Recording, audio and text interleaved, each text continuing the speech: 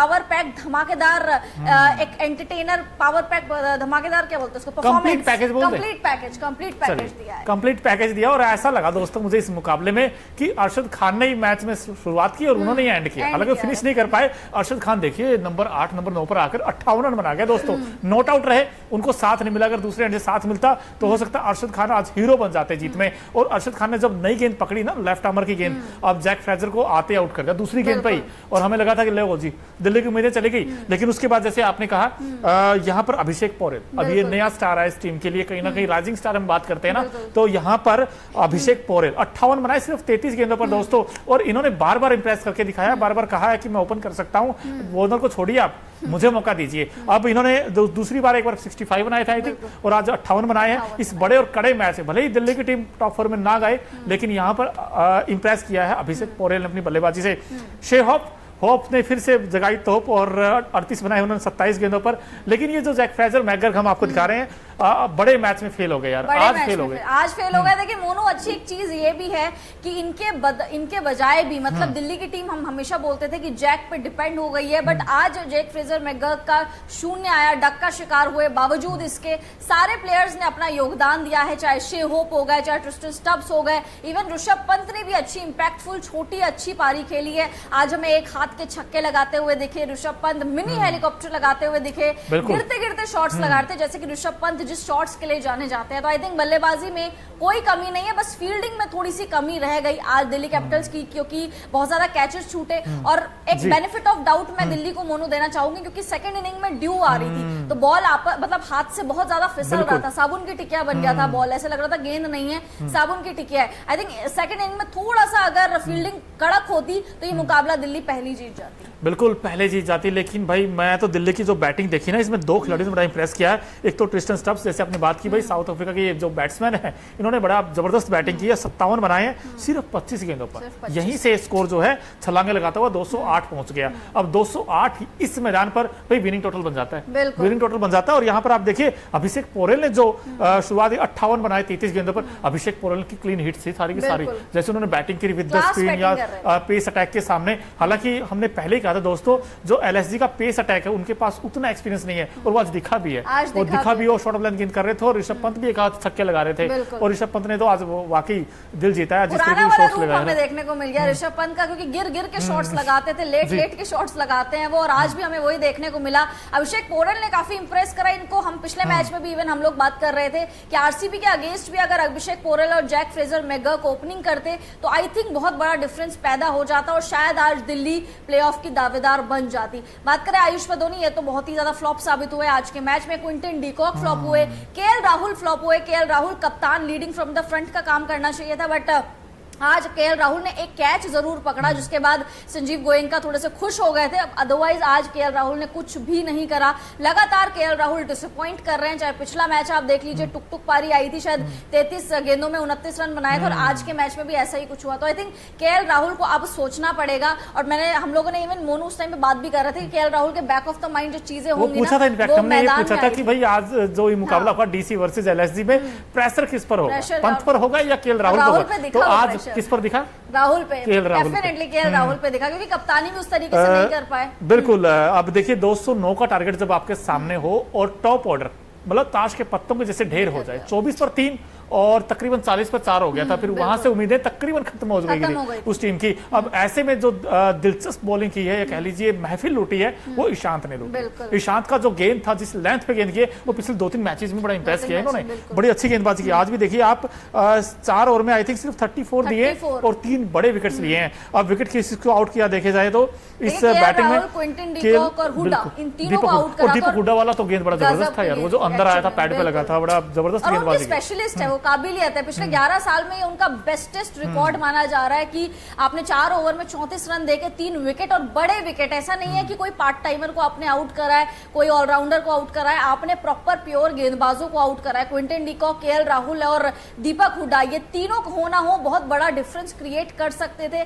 इस मैदान में। साथ साथ आपके पास टॉस का भी बेनिफिट था, आपके पास कोई भी लखनऊ के पास ड्यू का कोई फैक्टर नहीं था, आराम से बल्लेबाजी कर सकते थे, क्योंकि इस मैदान में 200 से ऊपर 250 के अराउंड भी चीजें चेज हो जाती हैं। ये मैदान छोटा है, ऊपर से आपको बेनिफिट ऑफ डाउट आपका टॉस था कि टॉस आप जीत गए थे। तो आई थिंक लखनऊ ने बहुत ही खराब क्रिकेट खेला है, पिछले मैचेस में भी खराब खेला और आज रही सही कसर वो पूरी हो गई है। बिल्कुल, और जब आप 209 का टारगेट चेज करते हो और 70 पे 5 हो जाए आपके, फिर तो नामुमकिन सा ही लगता है। हालांकि निकोलस पूरन ने नीचे से आकर अच्छी बैटिंग की है, अरशद खान ने अच्छी बैटिंग कर दी, लेकिन कहीं ना कहीं भाई थिंक टैंक को सोचना होगा एलएसजी के कि ये जो बैटिंग ऑर्डर है आप कुछ तो चेंजेस कीजिए। क्विंटन डिकॉक के भरोसे आपने 2-3 मैचेस देखा है, बड़े फ्लॉप रहे क्विंटन डिकॉक। हम लोग उम्मीद कर रहे थे काइल मैरिस से मौका मिलेगा, हम लोग बात यही चीज कर रहे थे कि काइल मैरिस, हमको उम्मीद थी, हम दोनों को ये लग रहा था कि काइल मैरिस को इस बार शायद खिला लेंगे, क्योंकि उनको जब इंजरी नहीं है, कुछ नहीं है, तो आपने उनको बेंच पे क्यों बैठा रखा है। तो आज भी काइल मैरिस नहीं खेले, और इवन जब निकोलस पूरन खेल रहे थे मोनो, हम लोग इवन उस टाइम पे बात भी कर रहे थे कि शायद अब मैच बन सकता है, मे बी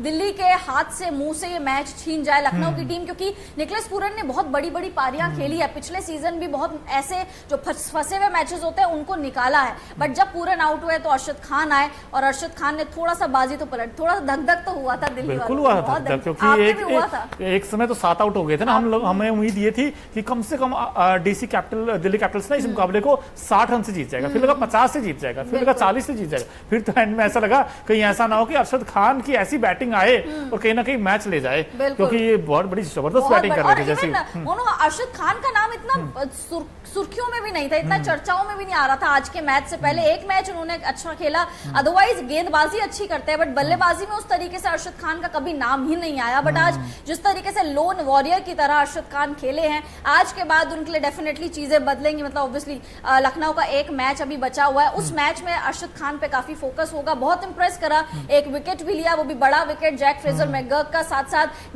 बल्लेबाजी भी अच्छी करी, और नीचे से 7वें नंबर पर आ रहे हो आप और अर्धशतक लगा रहे हो, बहुत बड़ी बात है। और देखा जाए तो इस मुकाबले में कैचेज भी छूटे हैं, ना सिर्फ एलएसजी से बल्कि डीसी से भी छूटे हैं। लेकिन दोस्तों अगर आपसे पूछा जाए ये इस एलएसजी की हार का गुनहगार कौन है, अब पांडे जी से पूछने की कोशिश करते हैं, लेकिन पांडे जी मुझे तो ऐसा लगता है जो हार का जिम्मेदार है, अगर आप टॉप ऑर्डर देखोगे एलएसजी की टीम का, उसमें 5 ऐसे बैट्समैन हैं जो डबल डिजिट में भी नहीं पहुंचे। अब बताइए, आप हाल बेहाल ही है। क्विंटन डिकॉक सिर्फ 12 बनाए 8 गेंदों पर, केएल राहुल ने 5 बनाए 3 गेंदों पर, और दीपक हुडा तो खाता भी नहीं खोल पाए, आते आउट हो गए ईशांत की गेंद पर।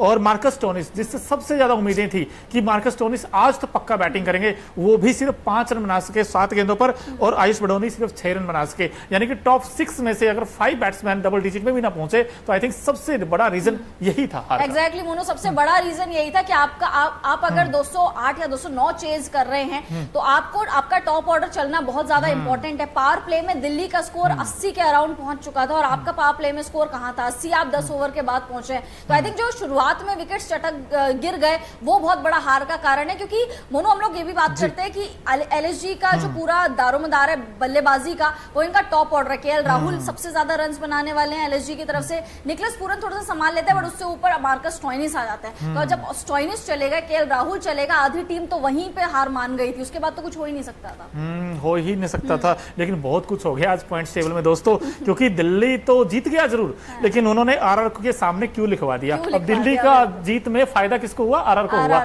अब केकेआर और आरआर दोनों के सामने क्यों लगाया, मतलब क्वालिफाई हो चुकी हैं दोनों टीमें। अब आरआर और केकेआर है तैयार, लेकिन नंबर 3 और नंबर 4 ये कहीं ना कहीं दिलचस्प हो गया दोस्तों, क्योंकि यहाँ पर 2 टीमें ऐसी हैं, आरसीबी और सीएसके। ये एक वर्चुअल क्वार्टर फाइनल 18 मई को देखने को मिल सकता है, और आरसीबी की उम्मीदें जगी दोस्तों, इस पर हम थोड़ी देर में चर्चा करेंगे। आप भी आइए, आपको क्या लगता है कि आरसीबी इस बार प्लेऑफ में जाएगी, वो भी हमें बताइए। लेकिन जहां तक डीसी वर्सेज एलएसजी की बात है, इस मुकाबले में एक ऐसे खिलाड़ी भी थे जिन्होंने महफिल लूट ली है, जिन्होंने सबसे वाइटल रोल अगर जीत में रहा है तो इस खिलाड़ी का रहा है। हमारा खास सेगमेंट है Okinawa effective player of the match कौन आज के मुकाबले में, क्योंकि जो ओकिनावा की स्कूटी है वो कोस्ट इफेक्टिव तो है ही है, माइलेज बड़ा शानदार देती है, और इस खिलाड़ी ने भाई शानदार ही परफॉर्म करके दिखाया। देख ही लेते हैं भाई चैंपियंस की जंग आईपीएल 2024 में Okinawa effective player of the match, ये देखिए जी, ये है ईशांत शर्मा। अब कहते हैं शर्मा जी का बेटा, बिल्कुल शर्मा जी का बेटा, एक शर्मा जी का बेटा फ्लॉप है और दूसरा शर्मा जी का बेटा तोप है, रॉक है। एग्जैक्टली रॉक कहते थे कि 4 ओवर में इन्होंने 34 रन लुटाए हैं, बहुत ही ज्यादा कंजूस ये साबित हुए। 3 विकेट चटकाए हैं, इकोनॉमी भी 8 के अराउंड की इनकी 8.50 की इकोनॉमी इनकी रही। 11 सालों में one of the best spell माना जा रहा है ईशांत शर्मा का। ईशांत शर्मा ने इस सीजन काफी मुकाबले दिल्ली के लिए मिस करे इंजरी के कारण, लेकिन जब वापसी करी तो धमाकेदार, क्योंकि एक्सपीरियंस बोलता है और एक्सपीरियंस आज बोला। एक्सपीरियंस ने आज 3 विकेट चटका दिए लखनऊ के। आधी जो इनकी ताकत